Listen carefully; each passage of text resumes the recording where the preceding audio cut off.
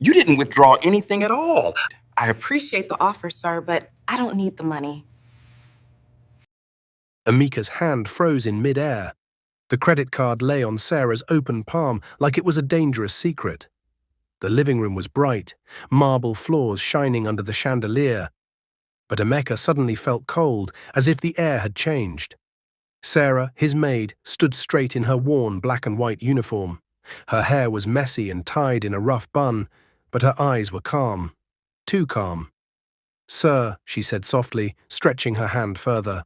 "Your card." Emeka stared at it like it was a trick. That card was not just plastic, it was power. It was freedom. It was the kind of thing people fought over. He remembered the day he gave it to her. He had placed it in her hand and said, "Use it for anything you want." Anything. He had even smiled, pretending it was normal. But it was not normal. It was a test. Because Emeka had learned the hard way that people changed when money was close. Friends became strangers, smiles became lies, even love could become a business deal. And Sarah had been quiet since the day she entered his house. Too quiet. That was why he tested her. Yet here she was, returning it like it was nothing. "No, wait," Emeka finally said, his voice low. "You're giving it back?" "Yes, sir," Sarah replied. Emeka slowly collected the card, but his eyes never left her face. "Sarah," he said, "how many days has it been?" Sarah blinked. "5 days, sir." 5 days. 5 days with a billionaire's credit card, and she was returning it like it was a library book. Emeka swallowed hard. "Did you use it at all?" Sarah shook her head gently. "No, sir." Emeka's chest tightened. He tried to hide it. But his shock slipped into his face. His mouth opened a little without him meaning to. "No use?" he repeated. "Not even once?" Sarah's lips curved into a small, polite smile. Nothing proud, nothing rude, just calm. Emeka turned his head slowly toward the corner of the room where his household accountant, Mr. Adeyemi, was standing with a tablet. Mr. Adeyemi had come earlier to show Emeka the weekly spending report. Emeka had asked him to include the card activity too, because Emeka wanted proof. Now Emeka's eyes demanded an answer before his mouth even spoke. Mr. Adeyemi cleared his throat, tapping the screen. "Sir, I checked it this morning. There were no transactions. None." Emeka's heart dropped and rose at the same time. A part of him felt relief, another part felt fear. Because if Sarah did not use the card, then what kind of woman was she? And why did she look like she was carrying sadness that did not belong in a maid's uniform? Emeka's hands tightened around the card. He took one step closer. "Sarah, why didn't you use it?" Sarah's smile did not change, but her eyes softened like she was remembering something far away. "Thank you, sir," she said politely, "but I don't really need anything. The money you pay me is enough for me. And I don't have an emergency that needs more money." Emeka stared at her. For a few seconds, the big mansion went quiet, as if the walls were listening too. "Enough?" he echoed. "Sarah, do you know what you could buy with that card?" "Yes, sir," Sarah answered. "You could buy a new phone, clothes, a nice bag, rent for a year. You could even send money to your family." At the word family, Sarah's face flickered. Just for a second. Her eyes looked down.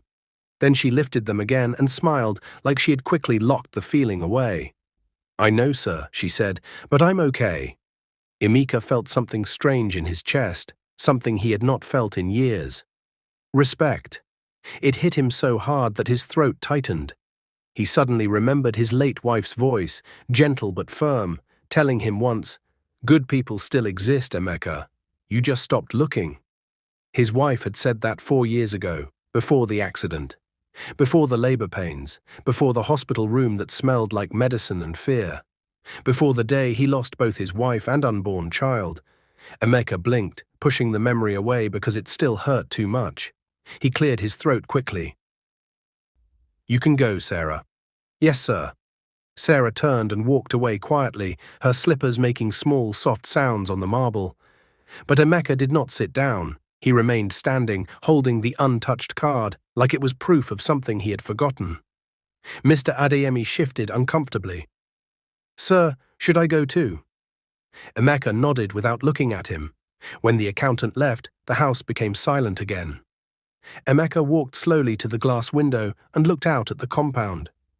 The sun was bright. Birds moved between trees. The world looked normal. But his mind was not normal. He couldn't stop thinking of Sarah's words, "I don't really need anything."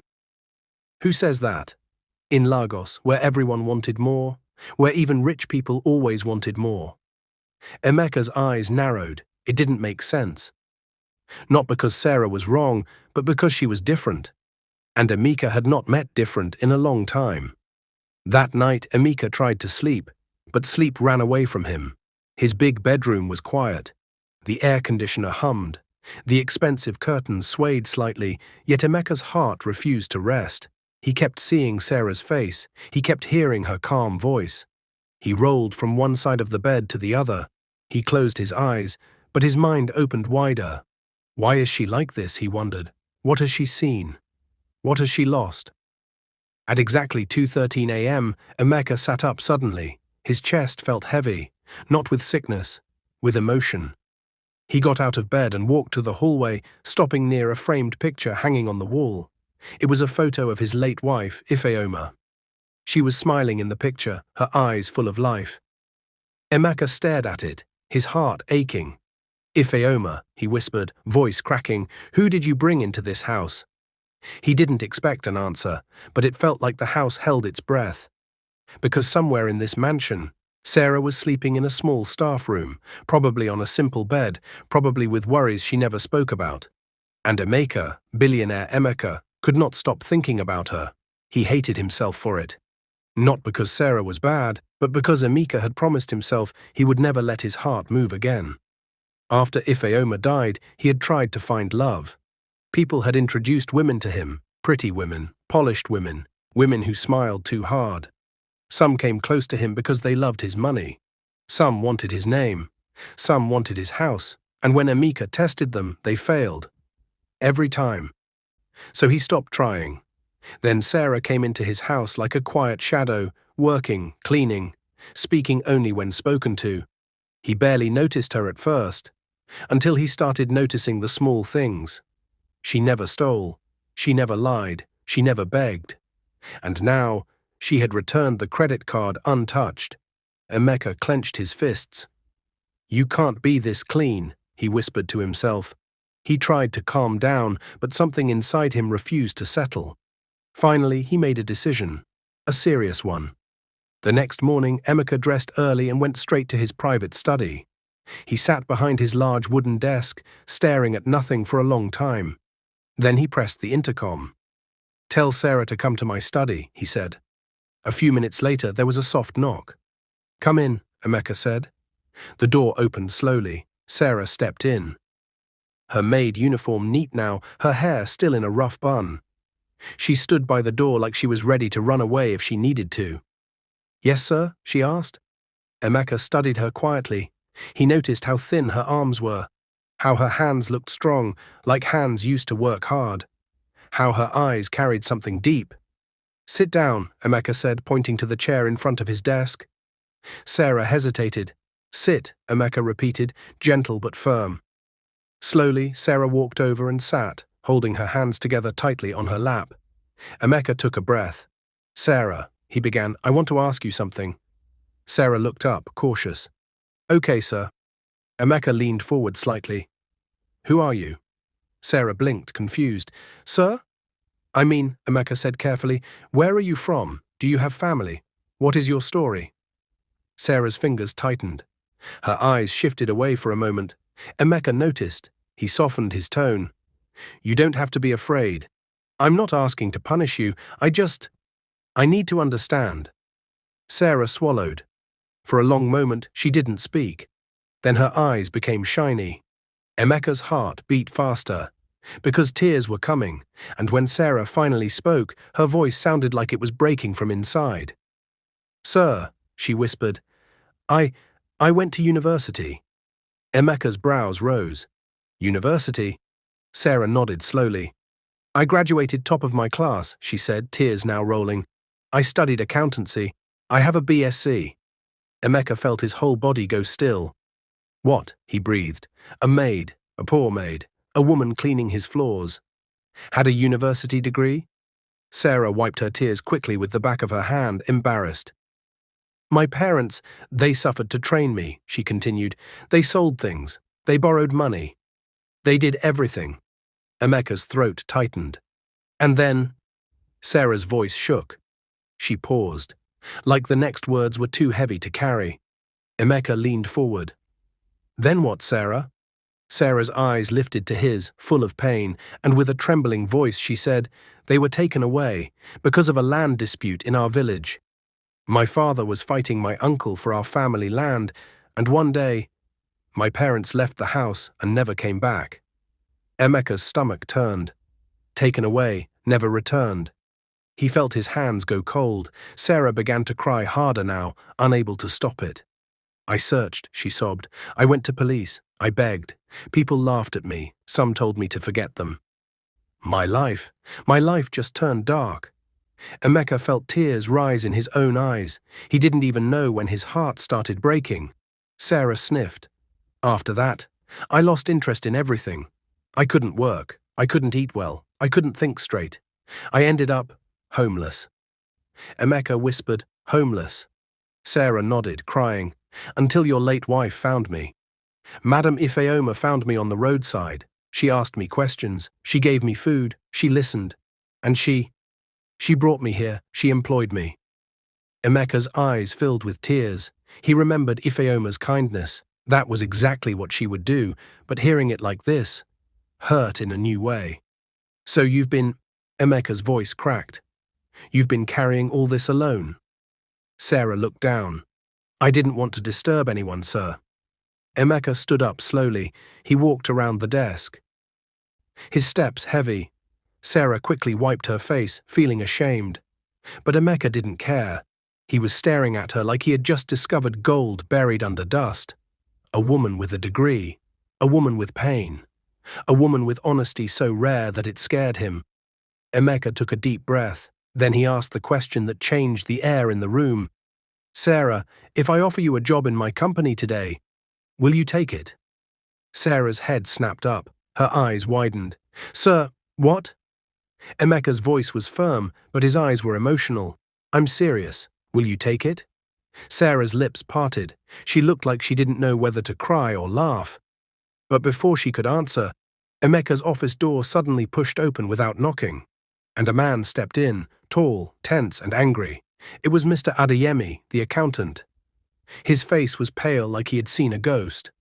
Sir, he cried urgently, I'm sorry, but this is an emergency. Emeka turned sharply. What emergency? The accountant's hands shook as he held up his tablet. Sir, he said, voice trembling, someone used your credit card this morning. Emeka's heart dropped. He spun toward Sarah. Sarah was already on her feet, shocked, shaking her head. I didn't, sir. I swear. The accountant swallowed hard and added the words that hit like thunder. And it wasn't a small transaction. It was 50 million naira. Emeka's blood ran cold because the card was still in his hand. So who used it? And how? Emeka's breath caught in his throat. For a moment, nobody moved. The study felt smaller, tighter, like the walls were closing in. Sarah stood frozen in front of the desk. Her hands raised slightly, her eyes wide with fear. Mr. Adeyemi stood near the door, clutching the tablet like it might explode. 50 million? Emeka repeated slowly. His voice was calm, but only because shock had stolen all other emotions from him. Yes, sir, the accountant said quickly. It happened early this morning, one single transaction. Emeka looked down at the credit card in his hand. Then he looked at Sarah. Her lips were trembling. I didn't do it, sir, she said in a shaking voice. I swear on my parents' lives, I don't even know how to make such a transfer. Emeka studied her face carefully. Fear was written all over it, but not guilt. Not the kind of fear that hides lies. This was raw fear. Honest fear. Emeka raised a hand slowly. Calm down, Sarah. She nodded quickly, wiping tears from her cheeks. Emeka turned to the accountant. Where was the money sent? Mr. Adeyemi swallowed. To a private account, sir. A newly opened one. Name? Emeka asked. The accountant hesitated. Say it, Emeka said firmly. It's under the name Sarah Adebola. The room spun. Sarah gasped. That's my name, she whispered, horrified. But I didn't open any account. I don't even have money to open. Her knees gave way. Before she could fall, Emeka rushed forward and caught her. Easy, he said, holding her arms. Sit down. He guided her back to the chair, his own hands shaking slightly now. Sarah covered her mouth, tears spilling freely. Sir, someone is trying to destroy me, she cried. Please believe me. Emeka looked into her eyes. For a long second, the world disappeared. He remembered all the tests he had used on people before. He remembered the lies he had seen, the acting, the fake tears. This was not acting. Look at me, Emeka said softly. Sarah lifted her face. I believe you, he said. Her shoulders collapsed in relief, and she broke down completely. Emeka straightened and turned sharply to the accountant. Freeze that account immediately, he ordered. Call the bank manager, now. Yes, sir, Mr. Adeyemi said, already dialing. Emeka paced the room, his mind racing. Someone had used his card. Someone had opened an account in Sarah's name. Someone wanted her framed. But why? And how? Emeka stopped walking. One thought hit him like lightning. He turned slowly toward Sarah. Who knows your full name? He asked. Sarah wiped her face. My parents. Some people from my village. And Madam Ifeoma. Her voice cracked at the last name. And since she passed, Emeka asked gently. Sarah shook her head. No one else. I never told anyone here my full name. Even my ID. I lost it when I became homeless. Emeka's jaw tightened.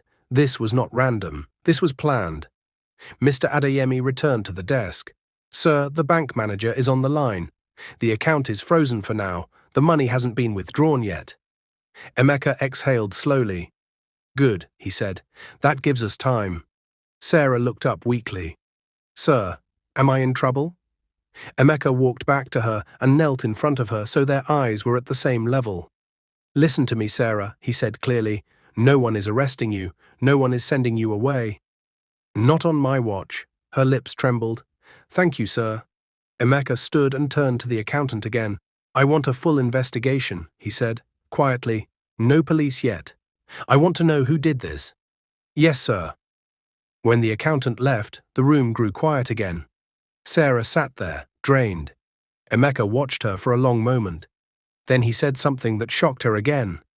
The job offer still stands. Sarah looked up sharply. Sir? I meant what I said earlier, Emeka continued. I want you in my company. Not as a maid, as staff. Sarah shook her head in disbelief. After all this? Especially after this, Emeka replied. She opened her mouth, then closed it again. Tears filled her eyes. Why? She whispered. Emeka hesitated. Because the truth was dangerous, but he chose honesty. Because someone who could walk away from my credit card is not a thief, he said. And because my late wife trusted you. That's enough for me. Sarah nodded slowly, crying quietly. The next morning, the mansion felt different. Sarah woke up early, her heart pounding. On her bed lay neatly folded clothes, new clothes, a navy blue corporate dress. Simple, elegant. A small note rested on top. For your first day. Emeka, Sarah pressed the note to her chest and cried silently. She dressed carefully, her hands shaking as she buttoned the blouse. When she looked in the mirror, she barely recognized herself. She didn't look like a maid. She looked like the woman she used to dream of becoming. Downstairs, Emeka was already waiting. When he saw her step into the living room, he froze. For a second, his breath left him. Sarah stood tall, nervous but graceful. Her hair was neatly packed. Her face was clean and simple. She looked powerful. You look ready, Emeka said quietly. Thank you, sir, Sarah replied. Call me Emeka, he said suddenly. Sarah blinked. Sir? At work you can still call me Mr. Emeka, he added. But here, Emeka is fine. Sarah nodded slowly. Okay, Emeka. Something shifted between them at that moment. Neither spoke about it. At the office, whispers followed Sarah. People stared. Some smiled politely, some frowned. a former maid now walking into the finance department. Not everyone liked that story. But Sarah worked. She worked hard. Numbers came back to her like old friends. Reports made sense. Mistakes jumped out at her eyes. Within weeks, people began to notice. Within months, Emeka began to trust her. He made her his personal assistant. They traveled together for meetings. She sat beside him in boardrooms filled with powerful men, and every time she spoke, the room listened. But success has enemies. And somewhere in the shadows, someone watched Sarah rise with hatred burning in their chest. One evening, after a long trip, Emeka and Sarah sat in the private jet, the lights dim. Sarah laughed softly at something Emeka said. Emeka paused. The sound hit him deeper than he expected. It had been years since his home felt alive, years since laughter sat comfortably beside him. That night, Emeka didn't sleep again. But this time it wasn't pain keeping him awake. It was realization. Weeks later, Emeka did something he never planned. He knelt. Right there in his living room. Sarah gasped, covering her mouth as tears flooded her eyes. "Sarah," Emeka said, his voice shaking, "will you marry me?" She couldn't breathe. She couldn't think. She nodded, crying. "Yes, yes." The world exploded with reactions. Some people celebrated. Others whispered. She planned it. She took advantage. She used his wife's death. But Emeka didn't listen. They married in a wedding so grand it shook the city. And for a while, life was peaceful. Years passed. Love remained. But something was missing. No child came. Hospitals, tests, doctors. "Nothing is wrong," they said again and again. Still, nothing happened. On their 10th anniversary, they sat together on the bed, holding hands, tears flowing freely. "We still have each other," Sarah whispered. "Yes," Emeka replied, "with or without children." They hugged, crying quietly, but outside that room, a woman stood in the dark hallway, listening. Her face was twisted with rage, and in her hand was a brown envelope filled with documents that could tear Sarah's world apart.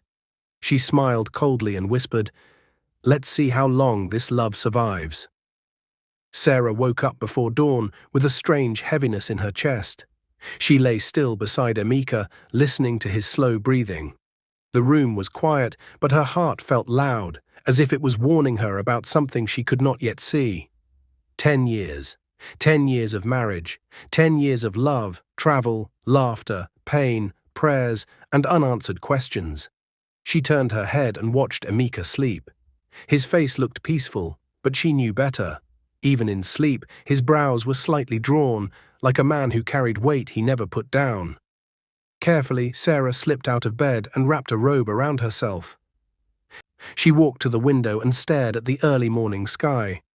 "Why does it still hurt?" she whispered. She had everything many people prayed for: love, comfort, respect. Yet the empty space where a child should be felt louder with every passing year. A soft knock interrupted her thoughts. She turned. "Yes?" she called. The door opened slowly, and their housekeeper stepped in. "Madam, sir's breakfast will be ready soon." "Thank you," Sarah replied gently. As the woman turned to leave, something slipped from under her arm and landed softly on the marble floor. Sarah frowned. "What's that?" she asked. The housekeeper froze. She looked down slowly. It was a brown envelope. Thick. Old. Sarah bent and picked it up. "There was no name on it," the housekeeper said quickly. "It was dropped at the gate early this morning. I was told to give it to Sir." Sarah's fingers tightened around the envelope. Something about it felt wrong. Too heavy. Too quiet. "I'll give it to him," Sarah said. The housekeeper nodded and left. Sarah stood alone in the room, staring at the envelope. Her heart began to race.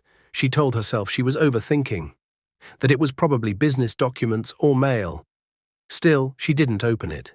She carried it to the dining table and placed it neatly beside Emeka's seat.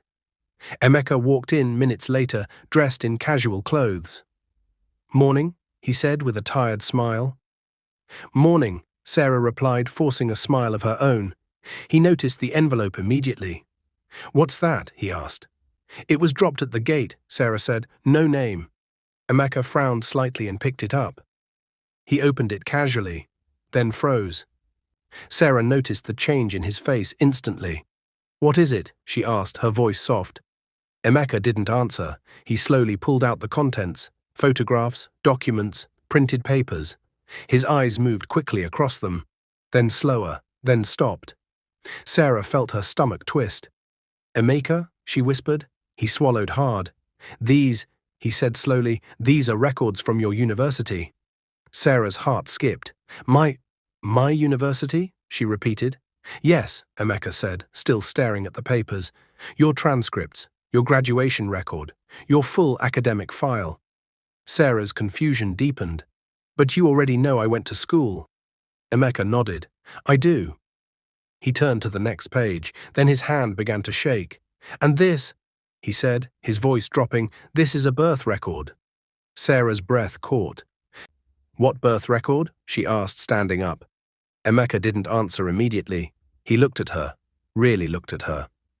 Then asked quietly, "Sarah, are you sure your parents were taken away because of a land dispute?" The question hit her like a slap. "What?" she gasped.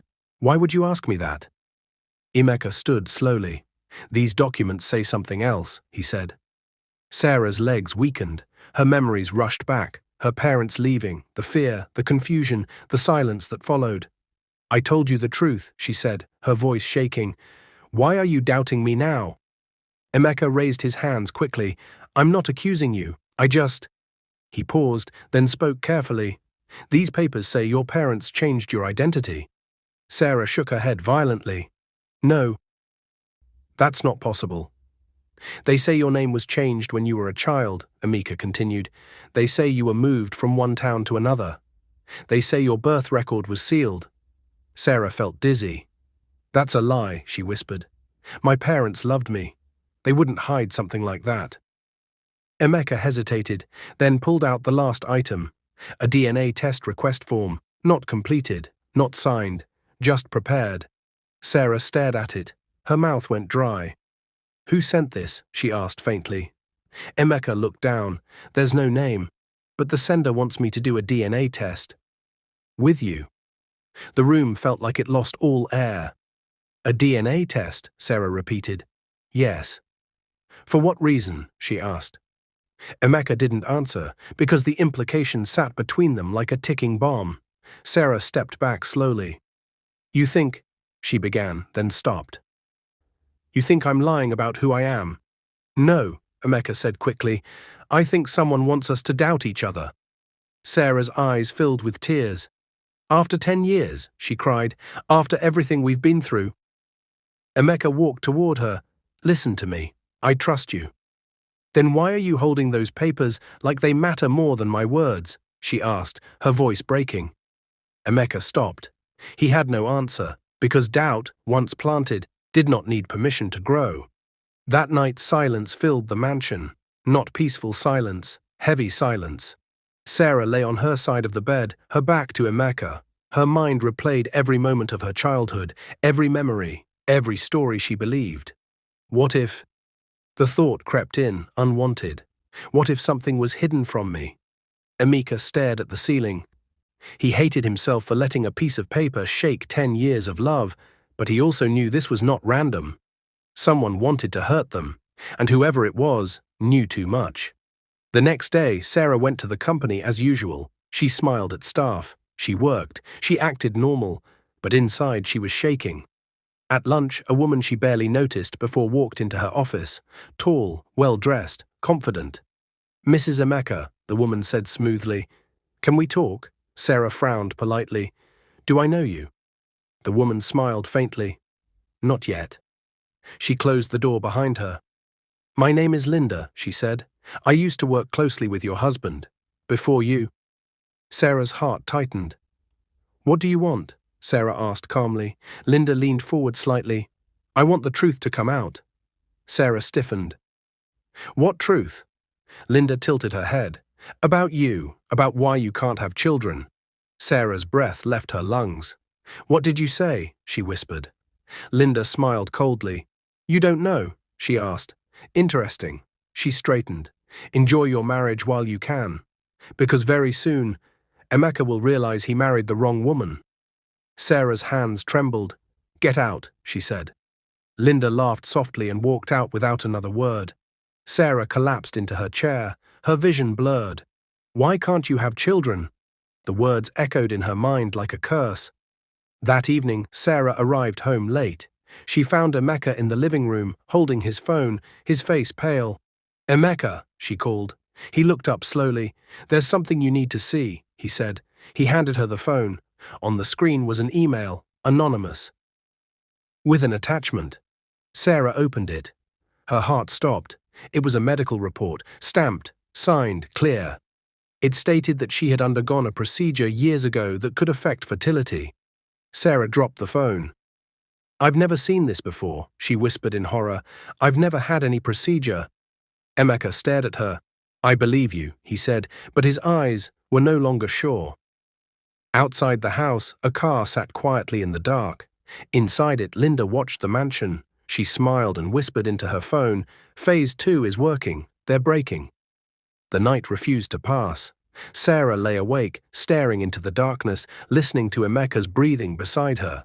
It was steady, but she could feel the distance between them like a wall she could not touch or climb. For the first time in 10 years, they were sharing the same bed, but not the same peace. Her mind replayed the email again and again. A medical procedure, fertility affected. She had never seen that report before in her life. Never signed anything. Never laid on any hospital bed for such a thing. Yet the paper existed, stamped, signed, official, which made it dangerous. Sarah slowly turned and looked at Emeka's back. She wanted to wake him, to beg him to look into her eyes and promise he still believed her. But fear stopped her. What if she saw doubt again? Tears rolled quietly down her cheeks. The next morning, Emeka left early for work. Too early. He kissed her forehead before leaving, but the kiss felt careful, like a man afraid of breaking glass. Sarah stayed back in the house, restless. She paced the living room, her thoughts spinning. Someone was digging into her past. Someone had records she had never seen. Someone knew how to hurt her where it mattered most. Her phone buzzed. She froze, then picked it up. Unknown number. Her heart began to race. She answered slowly. "Hello?" A woman's voice came through, calm and confident. "Good morning, Sarah," the voice said. Sarah's stomach dropped. "Who is this?" she asked. "You met me yesterday," the woman replied. "Linda." Sarah's hand tightened around the phone. "What do you want?" Linda chuckled softly. "Relax, I just thought you might want answers." "Answers to what?" Sarah snapped. "To your life," Linda said smoothly. "To your parents, to your body, to your marriage." Sarah's legs weakened and she sat on the sofa. "Stop calling me," Sarah said, her voice shaking. "Leave my family alone." Linda sighed. "Your family? That's interesting." "What do you mean?" Sarah demanded. There was a short pause. Then Linda spoke again, slower this time. "Sarah, your parents were not taken because of land." Sarah's breath caught. "What?" she whispered.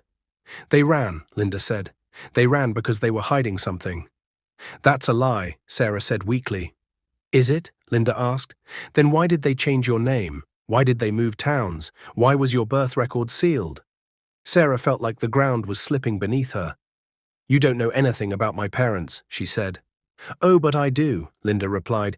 "I know they loved you. I know they tried to protect you. But love does not erase consequences." Sarah's chest hurt. "Protect me from what?" Linda's voice lowered. "From the truth," she said. The call ended. Sarah dropped the phone. Her hands shook violently. She pressed her palms against her ears as if she could shut the words out. But they stayed. They ran. They were hiding something. Sarah cried until her chest ached. That afternoon, Sarah did something she had avoided for years. She went back to her village. The road felt longer than she remembered. Dust rose as the car moved forward. Every tree, every bend brought back memories she had locked away. When she arrived, people stared. Some recognized her, some whispered. She walked straight to the old family house. It was smaller than she remembered. The walls were cracked. The roof looked tired. She stood at the door for a long time before knocking. An elderly woman opened. "Who are you?" the woman asked. Sarah swallowed. "My name is Sarah. I'm looking for information about my parents."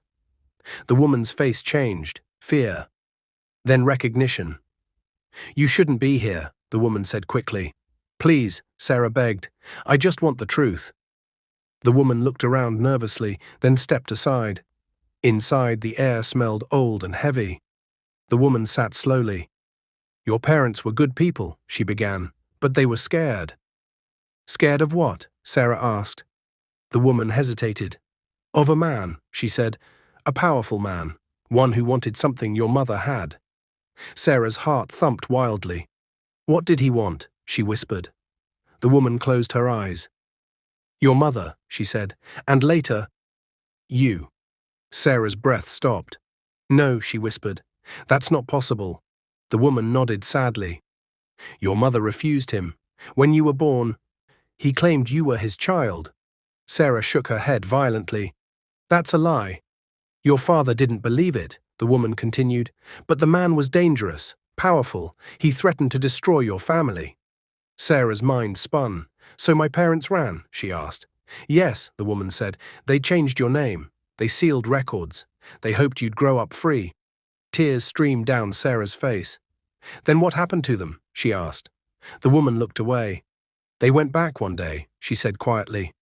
"They never returned." Sarah collapsed to her knees. Her whole life felt like a story she had never been allowed to read.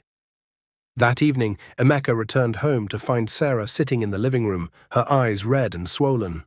"Sarah," he said, alarmed. She looked up slowly. "I went to my village," she said. Emeka froze. "Why?" "Because I needed the truth," she replied. He sat down slowly. "And?" Sarah took a deep breath. "My parents didn't disappear because of land," she said. "They were hiding me." Emeka's chest tightened. "Hiding you from who?" Sarah's voice trembled. "A man who claimed he was my father." Silence filled the room. Emeka stared at her. "That doesn't make sense," he said gently. "It doesn't," Sarah agreed, "but it explains everything." She told him what the old woman said. Emeka listened quietly. When she finished, he ran a hand through his hair.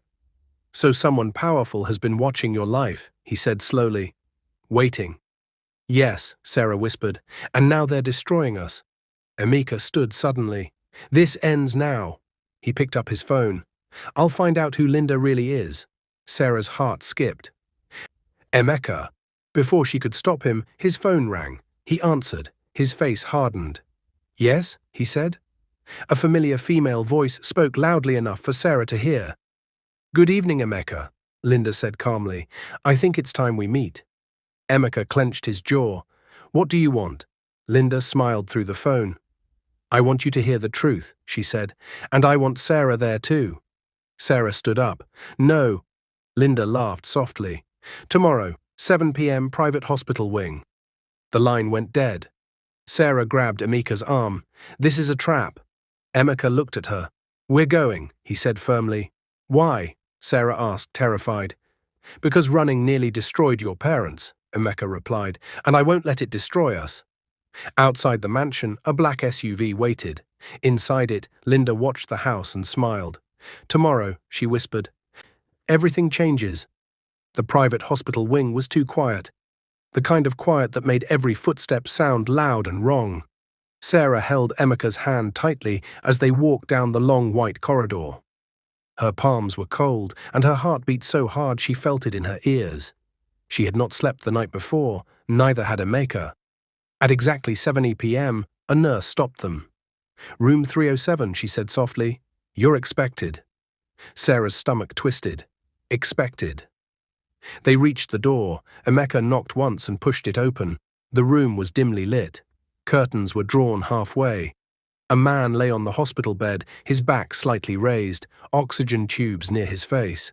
He looked weak, but his eyes were sharp, and beside him stood Linda. She turned slowly and smiled. "Thank you for coming," she said calmly. Sarah froze. The man on the bed turned his head toward her. The moment their eyes met, something inside Sarah cracked. Her chest tightened painfully, as if her body recognized something her mind was not ready to accept. "Sarah," the man said weakly, "you look just like your mother." Sarah staggered back. "No," she whispered. "No, this isn't real." Emeka stepped forward protectively. Who are you? He demanded. The man sighed. My name is Chief Raymond Adekunle. The name landed heavily. Linda folded her arms. One of the most powerful men in the state, she added. Sarah shook her head. Why are you doing this? She cried. Why are you destroying my life? Chief Raymond closed his eyes briefly. Because I'm dying, he said quietly, and I don't want to die with lies. Sarah laughed bitterly through tears. So you decided to tear my marriage apart? Emeka's jaw tightened. Speak clearly, he said. What is your connection to my wife? The man opened his eyes again and looked directly at Sarah. I am your biological father, he said. The world stopped. Sarah screamed. No, she cried. That's a lie. She shook her head violently, backing away until she hit the wall.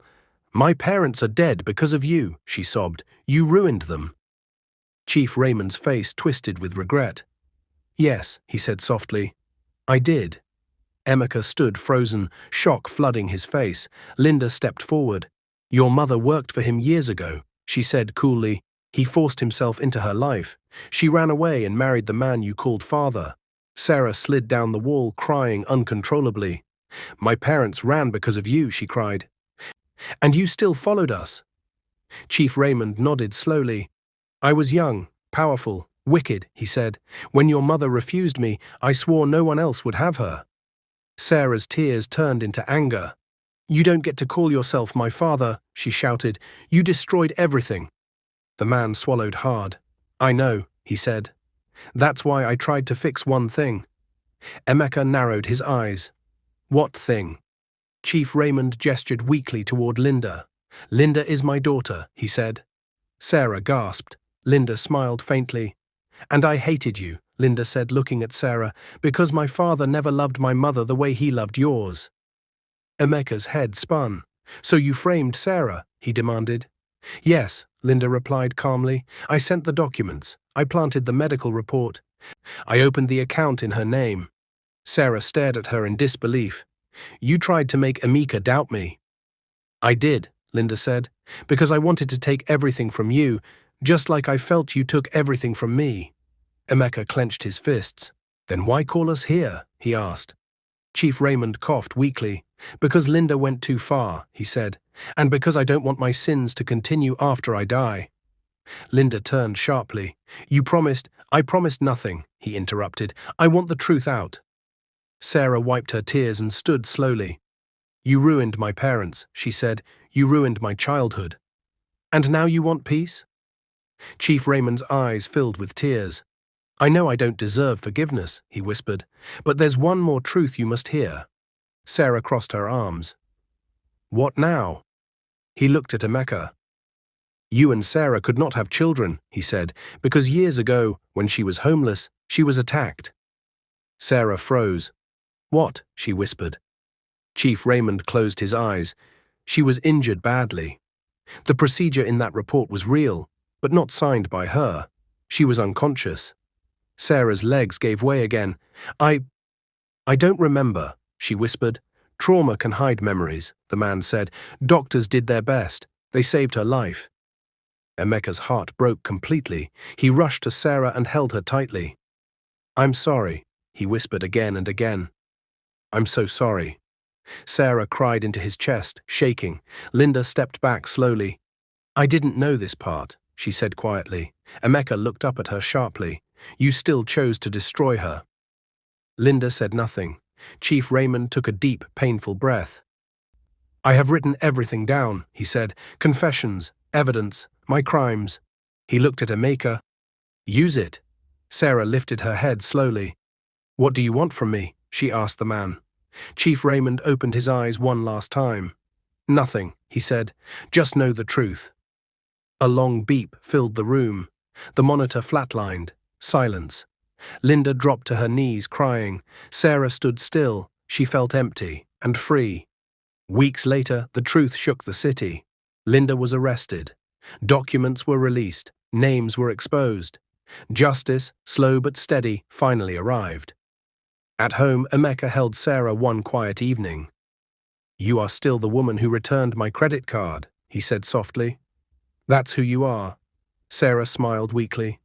And you're still the man who believed me when it mattered most." They held each other, stronger, not broken. Outside, the wind moved gently through the trees, and though the past had finally spoken, their future was still unwritten. The house felt different after the truth came out. Not empty, not broken, just quiet. Like a place that had survived a long storm and was now learning how to breathe again. Sarah stood by the window one early morning, watching sunlight spread gently across the compound. For the first time in many years, her chest did not feel tight when she thought about her past. It still hurt, but it no longer owned her. Emeka walked up behind her and wrapped his arms around her waist. "You didn't sleep much," he said softly. Sarah leaned back against him. "I slept enough." That was the truth. Since the hospital night, her sleep had changed. The dreams were still there, but they were clearer now. No shadows chasing her, no unanswered questions pulling her back. Truth had been painful, but it had also been freeing. The city had not stayed quiet. News broke fast. Linda's arrest shocked many. Powerful names were mentioned. Files were opened. Some people lost respect. Others lost freedom. And for the first time in a long while, Sarah felt that her parents' suffering had not been completely ignored. One afternoon, Sarah and Emeka stood quietly at a small cemetery outside the city. 2 graves, simple stones, fresh flowers. "My mum used to like white flowers," Sarah whispered. Emeka squeezed her hand. "They would be proud of you." Sarah nodded slowly. "They tried to protect me, even when it cost them everything." She knelt briefly, touching the ground. "I'm okay now," she said softly. "You can rest." As they walked back to the car, Sarah felt lighter, not because the pain was gone, but because she had finally said goodbye without fear. Life did not suddenly become perfect. There were still days Sarah woke up sad. There were moments Emeka felt angry that so much had been stolen from the woman he loved. But now they talked, they listened, they healed, together. One evening, as they sat on the balcony watching the city lights, Sarah broke the silence. "I don't think I want miracles anymore," she said quietly. Emeka turned to her. "What do you want?" She thought for a moment. "I want purpose," she said. "I want my pain to mean something." Emeka studied her face. "What are you thinking?" Sarah took a deep breath. "I want to help girls like me," she said, "girls who are educated but broken. Girls who fall through the cracks and are forgotten." Emeka smiled slowly. "I was hoping you'd say that," he said. Within months, they started quietly. A small foundation. Nothing flashy.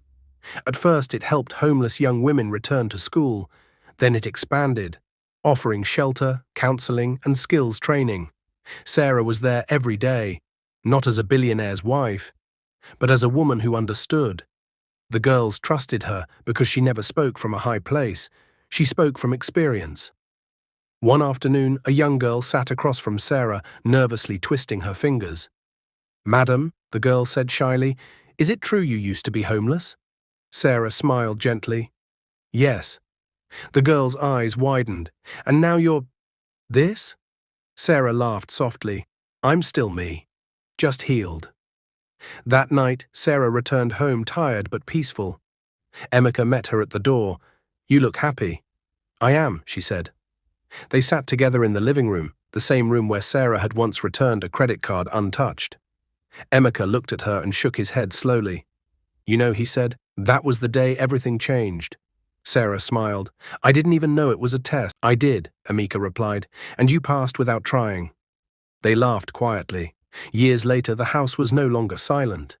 It was not filled with the cries of babies, but with laughter of children who visited often. Girls who came for holidays. Young women who returned with degrees, jobs, confidence. They called Sarah Auntie Sarah. They called Emeka Uncle Emeka. One evening, after a foundation event, Sarah stood in front of the mirror adjusting her simple dress. "Do you ever regret it?" she asked suddenly. Emeka looked up. "Regret what?" "Not having children of our own," she asked gently. Emeka walked to her and took her hands. "No," he said firmly, "because love doesn't end at blood." Sarah's eyes filled with tears. "Thank you for believing me," she whispered. Emeka rested his forehead against hers. Thank you for being honest in a world that rewards lies. They stood like that for a long moment. On their 15th anniversary, Emeka surprised Sarah with a small ceremony. Nothing extravagant. Just close friends, and the girls from the foundation. Emeka held Sarah's hands and spoke clearly. I married you because you were honest, he said. I stayed because you are strong, and I will love you because you chose goodness, even when no one was watching. Sarah cried openly. When it was her turn, she smiled through tears. I returned a credit card once, she said softly. I didn't know it would give me a life. Everyone laughed gently. Sarah looked at Emeka. And I choose you, she said, every day.